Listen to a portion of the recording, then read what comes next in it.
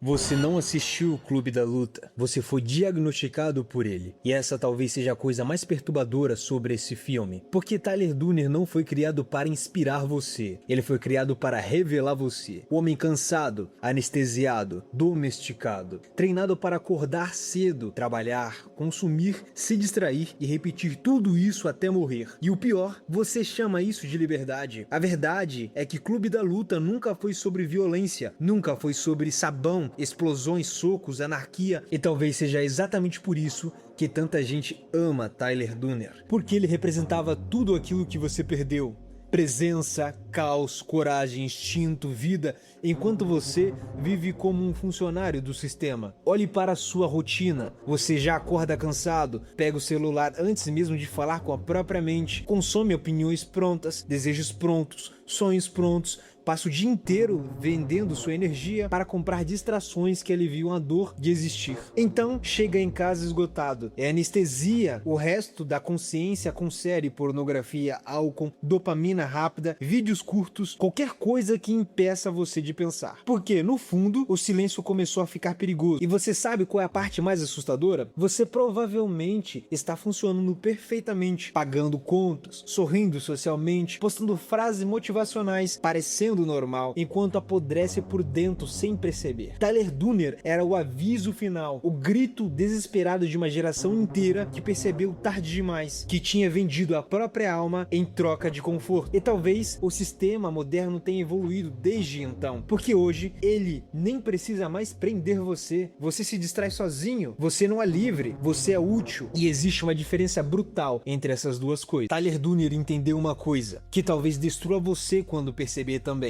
O consumo moderno nunca foi criado para satisfazer pessoas, foi criado para sedar pessoas, porque um homem que encara o próprio vazio se torna perigoso. Então o sistema encontrou uma solução melhor, distrair você até a morte. E funcionou tão bem que você hoje chama de condicionamento de personalidade. Olha para sua vida, tudo em você foi transformado em vitrine, seu corpo, seu rosto, seus relacionamentos, sua rotina, sua dor, tudo virou exposição, tudo virou performance, até sua rebeldia virou estética. E sabe o que é mais humilhante? Você acha que escolhe tudo isso, a roupa, o estilo, o corpo ideal, a vida ideal, os desejos, as ambições, mas quase tudo que você quer foi colocado dentro da sua cabeça antes mesmo de você perceber que estava desejando. O narrador de Clube da Luta decorava o apartamento da IKEA, tentando preencher um buraco existencial com objetos. Você faz a mesma coisa, só mudou o altar. Hoje você compra validação, atenção, dopamina, pertencimento, sensação de importância e chama isso de identidade. Você não vive mais, você se exibe, você constrói uma versão consumível de si mesmo, na esperança de que alguém finalmente diga: você tem valor. E isso é tão trágico quanto brilhante, porque o sistema percebeu algo monstruoso sobre o ser humano. Uma pessoa insegura consome infinitamente mais, então eles alimentam a ferida e depois vendem o curativo, criam ansiedade, vendem um alívio,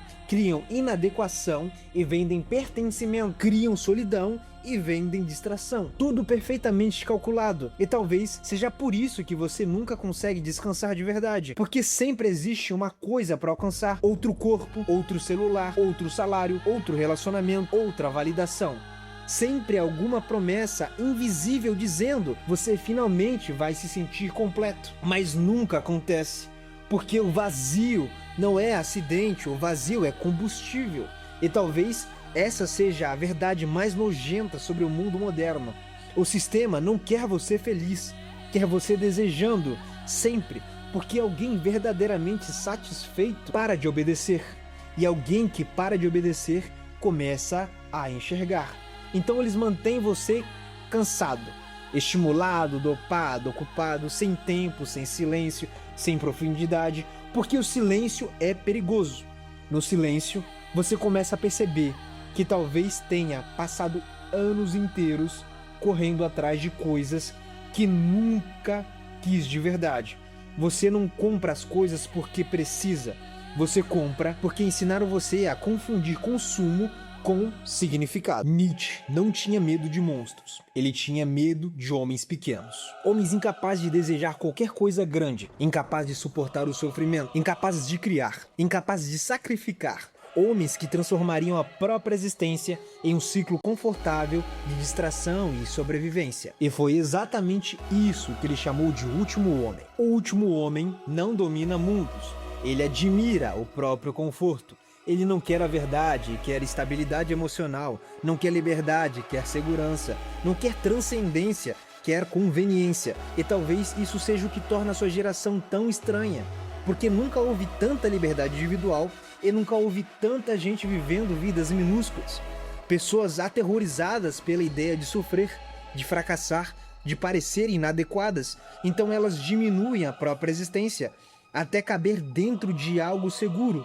Seguro para os outros, seguro para o algoritmo, seguro para a sociedade, seguro para não serem rejeitadas.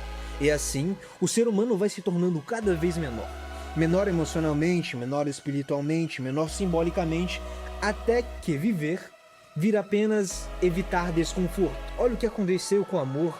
As pessoas não querem mais conexão profunda, querem compatibilidade sem risco, afeto sem vulnerabilidade, prazer sem entrega, porque amar de verdade exige destruição de ego, e o homem moderno foi treinado para proteger o ego acima de tudo. Olha o que aconteceu com a amizade. Tudo virou network emocional, utilidade, imagem, presença performática. Ninguém quer se conhecer profundamente, porque ser conhecido profundamente significa correr o risco de não ser amado. Então todos preferem personagens. Olha o que aconteceu com a masculinidade. Ela foi reduzida à estética, a corpo, a frases, performance, persona, mas presença real, capacidade de suportar caos, solidão, fracasso, responsabilidade, sacrifício quase desapareceu, porque homens fortes emocionalmente não são bons consumidores. Então surgiu o homem moderno, um ser hiperestimulado, emocionalmente frágil, espiritualmente vazio e completamente dependente de validação externa. O homem que não sabe mais quem é quando ninguém está olhando. E talvez seja isso que Tyler Durden realmente odiava.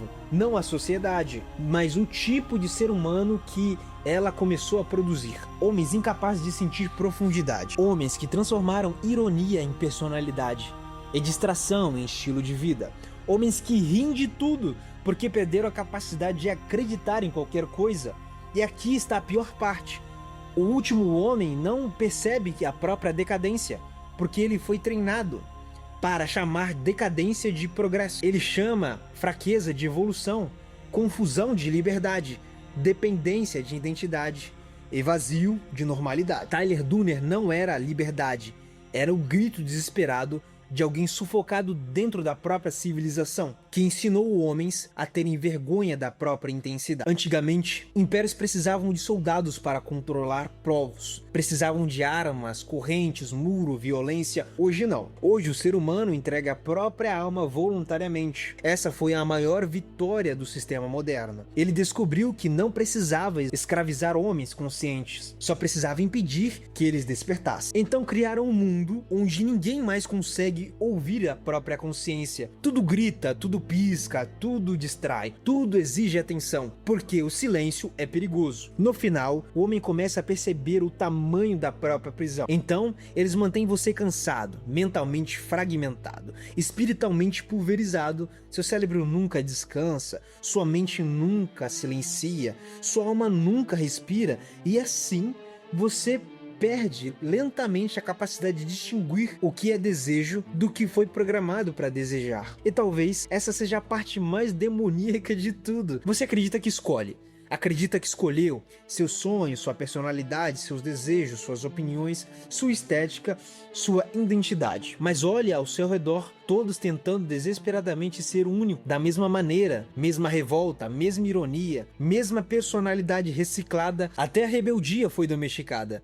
Essa é a genialidade da máquina moderna. Ela não destrói revoluções, ela transforma revoluções em produto, transforma dor em conteúdo, transforma vazio em entretenimento, transforma colapso emocional em tendência estética. E então, vende tudo isso de volta para as mesmas pessoas que estavam tentando escapar. Olha o que fizeram com Tyler Durden. Transformaram o homem em guerra contra a civilização em uma imagem motivacional. Transformaram crise existencial em camiseta. Transformaram um grito contra o consumo em mercadoria.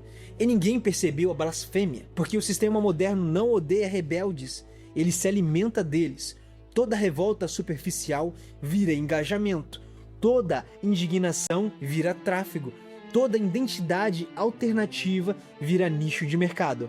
Até o ódio contra o sistema já foi integrado ao sistema. E talvez seja por isso que tantas pessoas sentem esse vazio impossível de explicar. Porque alguma coisa dentro delas ainda sabe que existe algo profundamente errado. Sabe que a vida moderna foi construída para manter seres humanos distraídos o suficiente, para nunca encarar a própria decadência espiritual. Você acorda e imediatamente entrega sua mente para o algoritmo, entrega seus desejos para a publicidade, entrega sua atenção para máquinas, entrega sua identidade para a aprovação coletiva e chama isso de liberdade. Mas liberdade sem consciência não é liberdade, é automatismo, é condicionamento, é domesticação psicológica em escala industrial. E aqui está a verdade que quase ninguém suporta ouvir. Você não está lutando contra o sistema, você está funcionando perfeitamente dentro dele. Sua revolta foi prevista, sua personalidade foi absorvida, sua rebeldia foi transformada em estética consumível e vendida de volta para você como identidade. Essa é a prisão perfeita, aquela onde o prisioneiro acredita estar despertando, enquanto continua alimentando a máquina com a própria alma. Então agora você entende.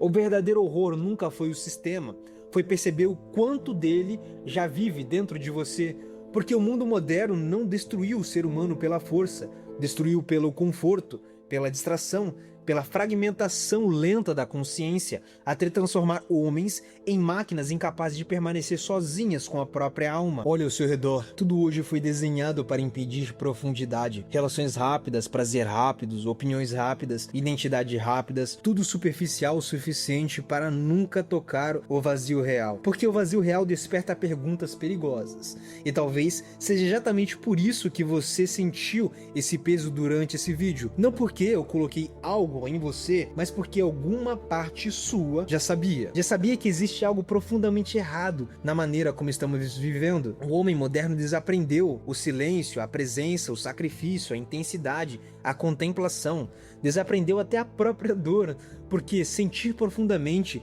se tornou inconveniente em um mundo feito para funcionar sem parar. Então surgiram milhões de pessoas respirando, trabalhando, consumindo, sorrindo socialmente, mas mortas por dentro. Foi disso que nasceu a Confraria dos Corpos, não como fuga, não como seita, não como espetáculo, mas como recusa. A recusa em aceitar que viver significa apenas sobreviver anestesiado até a morte, porque existe um diferencial brutal entre estar vivo e apenas continuar funcionando, e talvez essa seja a verdade mais perigosa de todas. O sistema não teme homens violentos, teme homens conscientes, homens capazes de olhar diretamente para o vazio, sem correr de volta para a distração. Quase tudo ao redor foi construído para impedir qualquer despertar real. Foi exatamente por isso que eu escrevi Ame Antes que Esteja Morto. Não para ensinar você, mas para confrontar você. Porque existe um ponto em que o ser humano continua respirando, mas já perdeu completamente a capacidade de amar, de sentir, de se entregar, de existir de verdade. E talvez a maior tragédia da vida moderna não seja morrer, mas chegar ao fim sem nunca ter despertado. Então, escuta com atenção. Você não precisa concordar comigo, não precisa me seguir, não precisa acreditar em nada do que foi dito aqui, mas depois de enxergar, não finge que ainda não viu. O link de Ame Antes Esteja Morto está na descrição. E se decidir entrar, entre sabendo, algumas portas não se fecham depois que são atravessadas. E escuta isso com atenção. Se esse vídeo despertou alguma coisa dentro de você, não ignora isso quando a tela apagar, porque é exatamente assim que o mundo moderno vence. Ele não destrói consciência, só espera ela enfraquecer. Então comenta, mas não para alimentar o algoritmo. Comenta porque reconhecimento transforma isolamento em sinal, porque toda pessoa lúcida acha que está sozinha, até perceber que existe outras acordando também. E compartilha esse vídeo, não para ajudar o canal, compartilha porque existem homens vivendo como fantasmas, sem perceber ainda. Homens que sentem o vazio, sentem a anestesia, sentem que alguma coisa morreu dentro deles. Talvez esse vídeo seja a primeira rachadura, talvez seja o primeiro momento em que alguém finalmente olha ao redor e percebe: eu nunca fui livre, porque guerras reais não começam com armas. Começam quando alguém finalmente enxerga o tamanho da própria prisão. E depois que olhos suficientes se abrem, o velho mundo começa lentamente a apodrecer. Então deixe sua marca nos comentários, passe o sinal adiante e continue observando, porque o sistema conta com uma coisa acima de tudo: que você volte a dormir. Siga o corvo.